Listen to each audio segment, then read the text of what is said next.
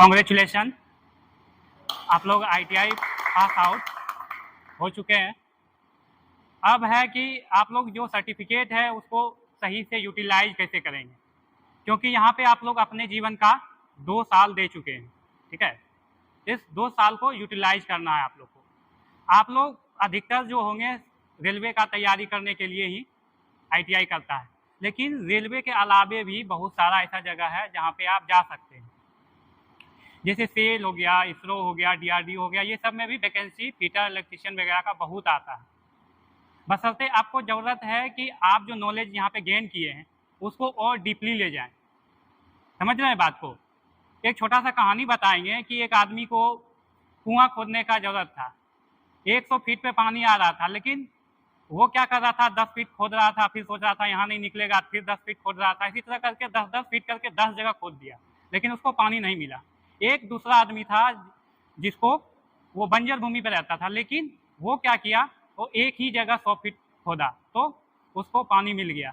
तो कहने का मतलब ये है कि आप जो यहाँ पे कर रहे हैं, तो ऐसा नहीं है कि 2 साल ITI किए फिर छोड़ दिए, इसका करने का कोई मतलब नहीं है। उसमें और डीपली जाइए, और जो चीज़ पर छूट गया है आपका 2 साल में पढ़ना छोड़ दिए हैं, उस चीज़ को और आप डीपली तरीके से पढ़िए।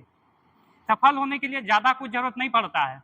एक ठीक ठाक था व्यक्तित्व बना लीजिए, ठीक ठाक था कॉन्फिडेंट रखिए अपने ऊपर, और बेसिक स्किल्स अगर आपके पास है, भाषा का, चिंतन का, किसी चीज़ को प्लानिंग करने का, उसको स्ट्रेटजाइज करने का, तो आपको बहुत जल्दी सफलता मिल जाएगा। सफल तो सब होता है, लेकिन सही टाइम पे होना है। ऐसा नहीं कि 20-25 साल लगा दिए तैयारी करने में ही, उसके बाद आप सफल हो रहे हैं, तो सफलता का कोई मतलब नहीं बनता है। इसीलिए ये ITI सिर्फ आपका एक ITI सर्टिफिकेट नहीं है, इससे आप इंजीनियर बन सकते हैं, क्राफ्टमैन बन सकते हैं, जो आप चाहें। ITI में आपका देखिए अग्निवीर का वैकेंसी आता है, बहुत तरह का वैकेंसी है। आगे चाहे तो आप डिप्लोमा कर सकते हैं, BTech कर सकते हैं इसके थ्रू, अप्रेंटिस कर लीजिएगा तो जो स्किल यहाँ पे सीखे हैं उसको और वहाँ पे आपका बूस्ट होगा। तो ये सब चीज़ बहुत ज़रूरी है। तो आप लोग को ये समझना है कि आगे आप लोग को किस लेवल पे जाना है, ITI में ही रह जाना है या फिर इस सर्टिफिकेट को लेकर के आप अपने आप को सिक्योर कर सकें। और एक चीज़ कहना चाहेंगे हम आप लोग को कि ये जो देश है हमारा भारत, वो सब भाईचारे का देश है।